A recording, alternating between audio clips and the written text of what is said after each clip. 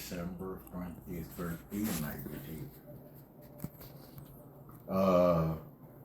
We discovered that, well, okay, when my dad set up this family corporation, it was also fine while he was alive.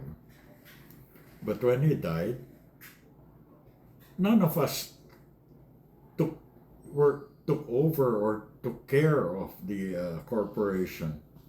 In other words, you're supposed to file an annual report with the SEC, etc. Whatever, accounting, whatever, right? Spreadsheet, Taxes. balance sheet, right? Yeah, what taxes if there's any activity. So it became defunct. We were not even aware of this. Became defunct.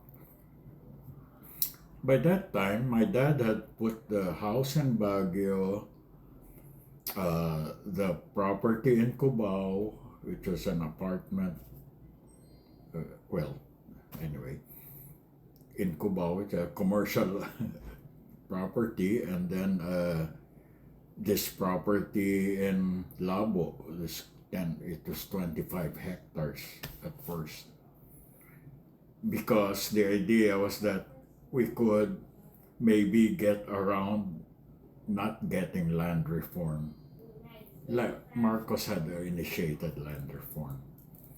And the idea of land reform is, the concept is that whoever tills the land owns the land. It will transfer to the farmer.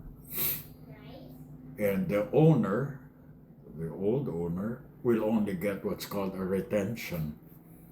Some small amount of that will be retained by the original owner. In our case, it is 5 hectares. From 20 hectares went to the tenant. So that 5 hectares was in LUMEN, in the name of the corporation called LUMEN, Luzaraga Mendoza. And then it also means light in Latin. It's a great name. Yeah. It's a perfect name. Perfect name. I had my business card when I was when you were a baby. When I was doing my consulting, my computer, what do you call business? Yeah, tech support business, programming. Anyway, I made myself a division of Lumen, and mine was called LISA, Light Idea Systems Architecture. Nice. Great acronym. The point is that by the time my dad passed away, and then we totally forgot about it or didn't even think about it. And the time that my mom agreed to sell the Baguio house, which is what Tito Vic used to call, that's the jewel in the crown. It's a jewel in the crown, the most valuable of all our properties was the house in Baguio. And this was the house you would go up for like Christmas and... Yeah. No. This is, yes, later on after my dad passed away. And you were already there's a driveway, there's a big carport. Yes. Right? And then there was like, I think, an addition that was built. It was like a log cabin. A little apartment. Yeah, after, and then the original house, you walk in, it's the kitchen, dining room, big living room. Yeah. Huge living room, and then there's like a couple of stairs, and it's bedroom, bathroom, right? Wow. Rich dark oak. Yeah. It was dark wood. Dark wood, Yeah. The paneling. Yeah. And then it had those big picture windows. Terraced garden in the back. Garden on the side. After my dad passed away, my mom moved in there. And then it became too much because she was all by herself. Yeah, that house is huge. Huge house, all by herself. So she decided to rent it out. Oh, she had that thing built, the apartment. Addition, yeah. And she had it rented out by a doctor who worked just up where my dad used to work, up the hill. At some point, she agreed to sell it. I think it was maybe in 2007 or so. No, she was already here in the 90s, I think, late in the 90s. And Tito Vic took care of it. We didn't have to do anything, you know. He handled it. Yeah, then he just gave us the money. And he decided we didn't even get to ask, like, is that really a fair share? Here's your share, here's your share. So everyone was just, I mean, they were more focused on that it was done, and we were alright, yeah. And Mom I think was getting old, you know. She resisted for a very long time because she kept saying it's too low, the price is too low. I want it to be this much, and eventually, by the time we sold it, inflation had already. So you got even less. We probably would be better off selling it years before. But as it happened, when Tito Vic passed away, we discovered that he had sold it. I mean, we knew he had sold it, but we didn't know the process. We discovered that, and this is all just like drawing conclusions, that LUMEN, the corporation, was already defunct at the time. It was like years past the deadline of SEC to submit and to maintain through forms. Show them that it's actually doing something. So you had to undefunct it. What he did, he made another corporation with the same name. Okay. And then he signed, he put our signatures there. They're all fake, you know. That's forgeries. All. Yeah. The whole thing was fake. And he sold the house. And so the first thing we did after one of the first things they asked me to do was to find out what the status of that sale was. I went to Baguio. I got the copies of the title from the Register of Deeds. The new owner. Holy shit! The lawyer.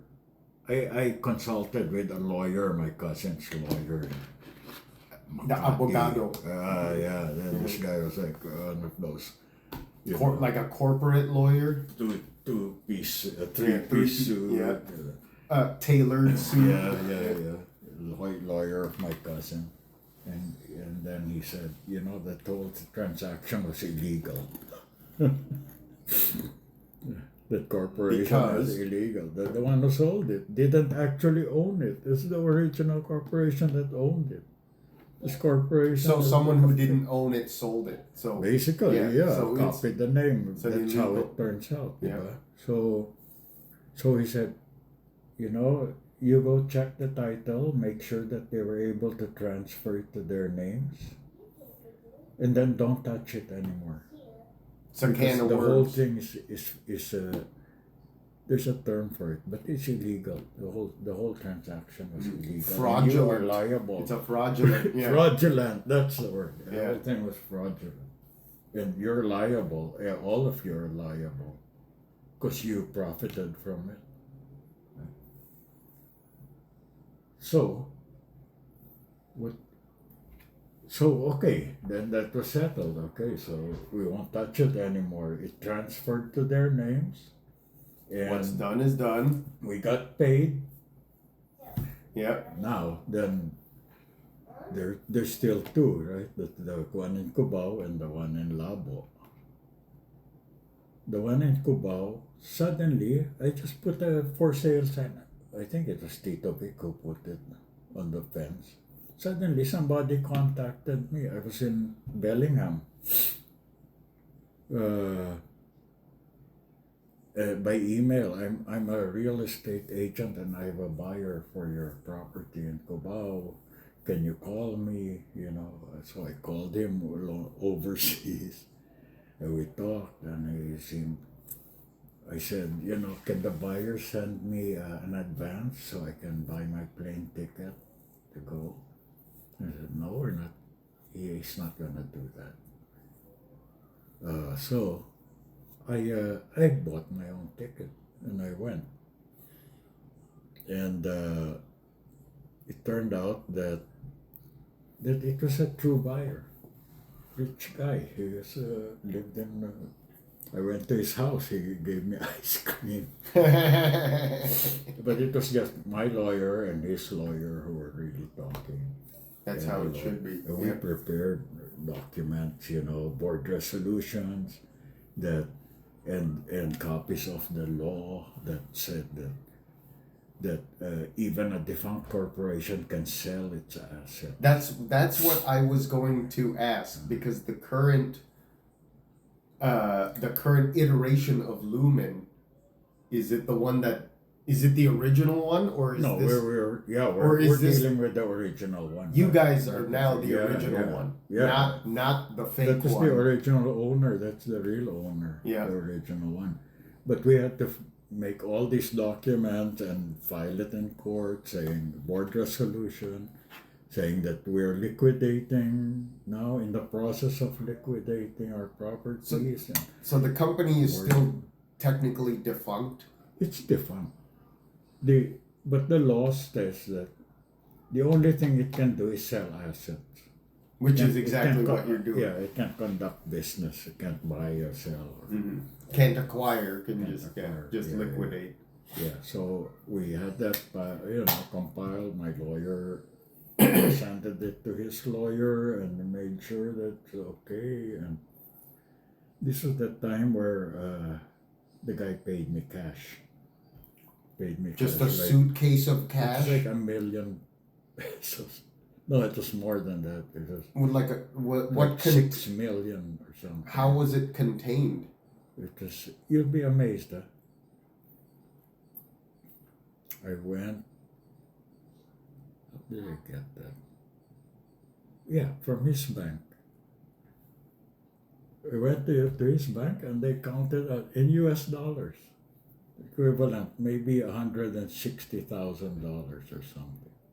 100,000, let's say 100,000 plus. It fit in my backpack. $10,000. They're only 10. So in stacks of hundreds. In my backpack, and then I had to cross the street. Holy shit, dude! Oh my God, you must have been sweating. What a trip! I had to go through the underpass. Oh my God! My bank was on the other side. Wow. And they deposited it there. You'd be like, hey, can I get like a couple of security guards to just walk me over there? No, that's even more... Or more conspicuous. Yeah. Look ordinary. Don't even think about it. But wow. And so it was in stacks of like $100 bills? $100 bills. They usually... And you had 100... You had 100 stacks, yeah. No, 100, I had 100 more like racks. 12 maybe. Maybe at $120,000. 12 racks. Yeah. 12 bands. That's what they call it, bands. Because they have bands on it, right? Yeah, and then I brought it to my bank. And what they did is they had to count it. By hand? They didn't use the machine? No, they used the machine. They used everything. And but they counted it a sure. crap load of times. Yeah, make sure. You're like, I'd like to make a deposit. Yeah. Just drop it. Yeah. It's a sack with a dollar sign on it. Like to make a deposit. Yeah.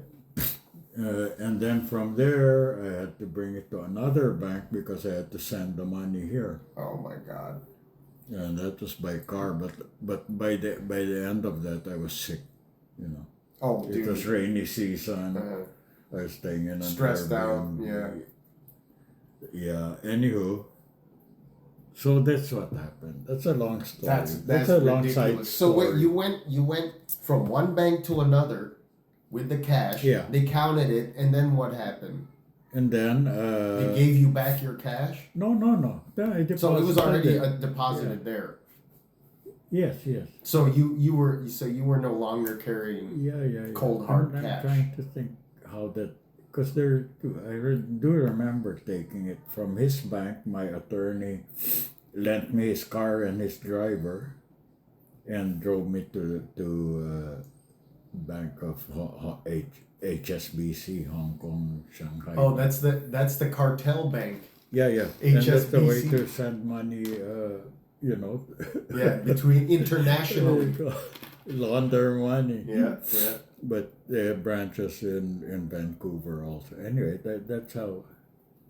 Yeah, I'm confused about the details. But now to go back to Lumen. So we got to sell that one. And that was totally Legit. Legal as far anyway, it's lawyer now. It wasn't just take my word agent for and it. person. Yeah. Now that the property in Labo, it's like I emailed them in 2018. I'm like, it's not worth it to go through that whole process just to sell this property. It's only 5 hectares, and the value at the time was about 10,000 pesos per hectare. So 50,000 pesos, it's about $1,000.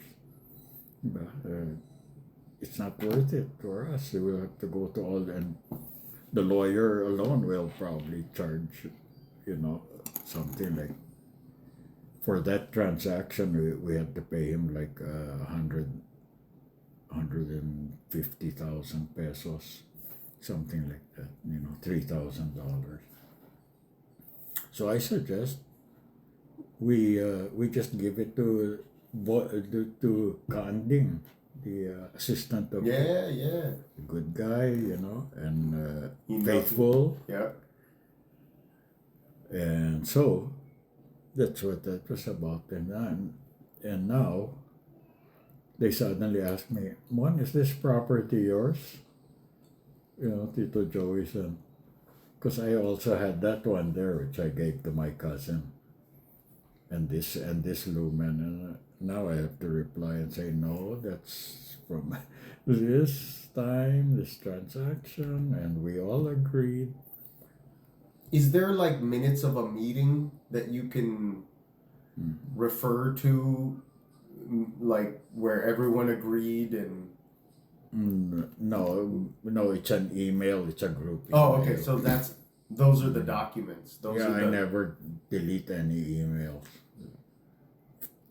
Good thing. Yeah, because that's the my archive memory. now. That's my filing system, right? Mm-hmm. So it's a seek and you shall find. Well, now you can. There's the search function at least. Search. Some keywords. Some keywords, and I was able to find this one, which now I have to send to them with a bunch of blah blah, and say, okay, look, we agreed at that time. Now, will they maintain the agreement, or will the agreement?